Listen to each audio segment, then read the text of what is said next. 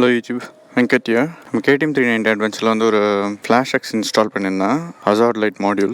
So hazard லைட்னால் like parking lights மாதிரி, காரில் இருக்க பார்க்கிங் லைட்ஸ் மாதிரி தான். ஸோ KTM Adventure 390 டிஃபால்ட்டாக எதுவும் ஹசார்ட் ஸ்விட்ச் இல்லை ஹசார்ட் ஃபங்க்ஷனாலிட்டி எதுவும் இல்லை. ஆனால் சில பைக்ஸில் இருக்கும். ஃபார் எக்ஸாம்பிள் இப்போது இமாலயன் BS6 பார்த்தீங்கன்னா அதில் வந்து டிஃபால்ட்டாகவே ஹசார்ட் லைட் இருக்கும். பட் KTM 390 Adventure வந்து உங்களுக்கு ஹசார்ட் லைட் வந்து ஃபேக்ட்ரி ஃபிட்டடாக வராது. ஆனால் வந்து நம்ம ஃபிட் பண்ணிக்கலாம். ஸோ அதோட ஒரு மாடியூல் தான் இது ஃப்ளாஷ் எக்ஸ்.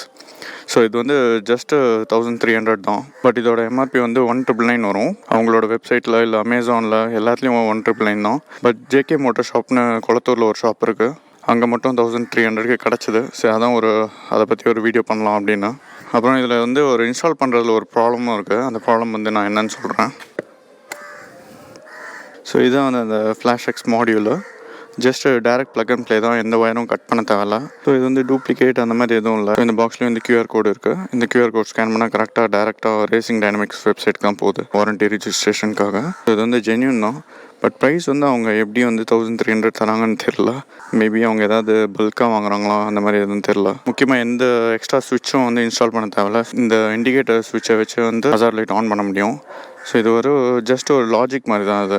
ஸோ இப்போ இது இன்ஸ்டால் பண்ணியிருக்கு. இதில் என்ன பிரச்சனைனா, இன்ஸ்டால் பண்ணுறது வந்து கொஞ்சம் கஷ்டம் தான். ஏன்னா எல்லா வயசும் வந்து இதுக்குள்ளே தான் எல்லா வயசும் இருக்குது. இங்கேருந்து புல் பண்ணி எடுத்து அதுக்கப்புறம் தான் வந்து கனெக்ட் பண்ண முடியும். ஸோ இது வந்து டியூக் 390 மாதிரி டேரெக்டாக ஒரே ஒரு ஸ்லாட்டில் ஃபிட் ஆகிற மாதிரி இல்லை, நிறைய ஒயர்ஸ் போயிட்டுருக்கு. ஸோ என்ன பிரச்சனை ஆகுதுன்னா, ஸோ இந்த ஒயர் வந்து கொஞ்சம் ஷார்ட்டாக இருக்கிறதால என்ன ஆகுதுன்னா, ஸோ இங்கே ஒரு பேட்டர்ன் மாதிரி தெரியுதா, இங்கே தான் வந்து சீட் வந்து கரெக்டாக ஃபிட் ஆகும்.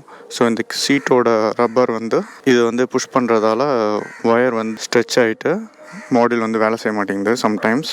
ஸோ திருப்பி நம்ம ஒரு வாட்டி நல்லா புஷ் பண்ணிட்டு அதுக்கப்புறம் செட் பண்ணால் தான் வேலை செய்யுது.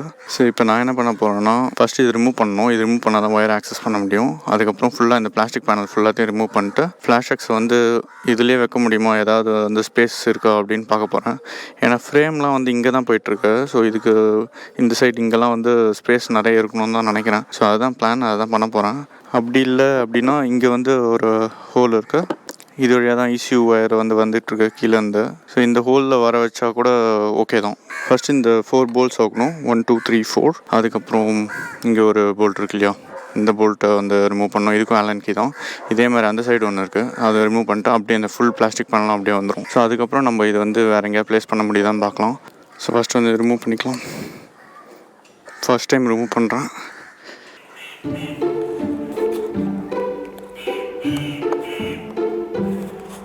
ஒரு வழியாக 4 போல்ட்ஸும் ரிமூவ் பண்ணிட்டேன். ஒரு 15-20 மினிட்ஸ் ஆச்சு. ஏன்னா செம்ம டைட்டாக இருந்துச்சு. ஏன்னு தெரில, மேபி மிஷின் டைட் இல்லைனா ஏதாவது அந்த த்ரெட் டைட் லிக்விட் யூஸ் பண்ணியிருப்பாங்கன்னு நினைக்கிறேன் KTM சைட்லேருந்து. ஸோ ரிமூவ் பண்ணுறது செம்ம கஷ்டம். அதுவும் இல்லாமல் லைட்டாக ரஸ்ட்லாம் இருக்குது. ஏன்னா இங்கே வந்து ரெயின் வாட்டர் வந்து ஸ்டாக்னெண்ட்டாக இருக்கும், மேபி அதனால் வந்து ரஸ்ட் ஆகிருக்கு. இப்போ வந்து இந்த ஸ்க்ரூ மட்டும் ரிமூவ் பண்ணணும். ஸோ இதுதான் வந்து இதோட ஆலன் கீ KTMலேயே கொடுத்ததுன்னு சொன்னேன்ல. ஸோ இது வந்து 6 mm இங்கே போட்டிருக்கு. ஆக்சுவலாக 6 mm போல்ட் இது. ஸோ இது வந்து 4 mm Allen key. 4 mm Allen key வந்து பர்ஃபெக்டாக இருக்கும். பர்ஃபெக்டாக இருக்குது. இது வந்து ஈஸி தான். நடுவில் ஒரு ஸ்பேஸர் இருக்குது, அதை தொலைக்காமல் பார்த்துக்கோங்க. பத்திரமா இங்கே வச்சுருவோம். இதேமாதிரி அந்த சைடும் பண்ணணும். ஸோ இதில் எதுவும் ஸ்பேஸர் வாஷர் எதுவும் இல்லை, அப்படியே ஃபுல் போல்ட் தான். ஸோ நான் சொன்னேன்ல, த்ரெட் லாக் வந்து யூஸ் பண்ணியிருக்காங்க. ஸோ அந்த லிக்விட் பாருங்கள், இது வந்து செம்ம அப்படியே டைட்டாக சீலண்ட் மாதிரி பிடிச்சிக்கிச்சு. ஸோ அதனால் செம்ம கஷ்டம் ரிமூவ் பண்ணுறது. ஸோ அவ்வளோதான், அப்படியே இந்த ஹேண்டில் வந்துடும். ஸோ இந்த ஹேண்டிலும் எடுத்துருவோம்.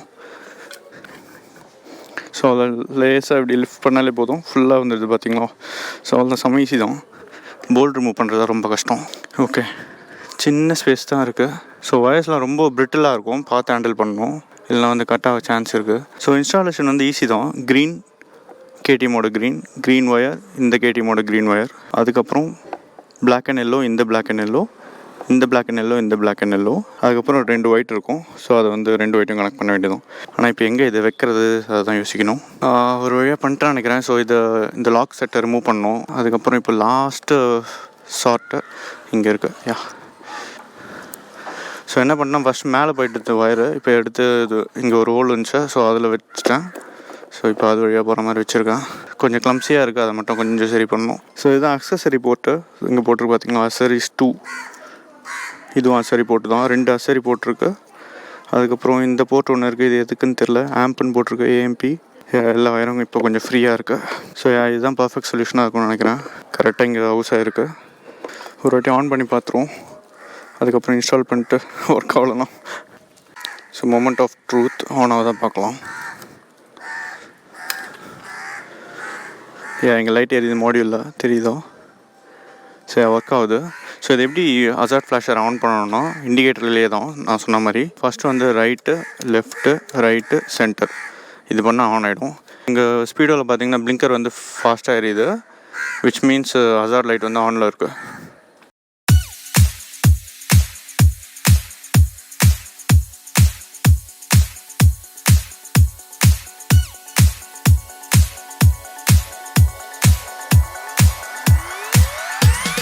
ஸோ இது ஒரு பேட்டர்ன். இதில் ஆல்மோஸ்ட் லைக் 60 பேட்டர்ன்ஸ் இருக்குது. நம்ம வந்து மாற்றிக்கலாம். எப்படி மாற்றணுன்னா சேம் இண்டிகேட்டர் சுவிட்ச்லேயே தான். ஃபஸ்ட்டு ஆஃப் பண்ணுறது எப்படின்னு சொல்கிறேன். ஆஃப் பண்ணுறது வந்து ரைட் அழுத்திட்டு சென்டர் அழுத்தினா ஆஃப் ஆகிடும். ஸோ இண்டிகேட்டர் ஆஃப் ஆகிடுச்சு. இப்போ திருப்பி ஆன் பண்ணோன்னா right, left, right, centre. So வந்து ஹசார்ட் ஃப்ளாஷர் வந்து ஆன் ஆகிடுச்சு. இப்போ நான் வந்து பேட்டர்ன் மாற்றணுன்னா லெஃப்ட்டு, சென்டர், அவ்வளோதான். இந்த லைட்ஸ் வந்து யூஸ் ஆகல, வெறும் இண்டிகேட்டர் மட்டும் யூஸ் ஆகிட்ருக்கு இந்த பேட்டர்னில். ஸோ இப்படி தான் வந்து நம்ம பேட்டர்ன் மாற்றணும். திருப்பி ஆஃப் பண்ணோன்னா ரைட்டு, சென்டர், அவ்வளோதான். நம்ம பொறுமையாக பண்ணாலே போதும், ஃபாஸ்ட்டாக பண்ணணும்லாம் எதுவும் அவசியம் இல்லை. ஸோ இது வந்து ஒரு ஜஸ்ட் 1300 தான். இன்ஸ்டாலேஷன் தான் கொஞ்சம் ஒரு மாதிரி பண்ணியிருந்தாங்க, அது எனக்கு பிடிக்கல. இப்போ அதனால தான் நான் வந்து ரீரூட் பண்ணியிருக்கேன். வயர்ஸ்லாம் வந்து கரெக்டாக ரீரூட் பண்ணிட்டு இனிமேல் வந்து எந்த ப்ராப்ளம் வராது. இனிமேல் எந்த லூஸ் கனெக்ஷன் அந்த மாதிரி எதுவும் ப்ராப்ளம் வராதுன்னு நினைக்கிறேன். ஏதாச்சும் டவுட் இருந்தால் எனக்கு கேளுங்க, நான் வந்து ஆன்சர் பண்ணுறேன் எனக்கு தெரிஞ்சோம்.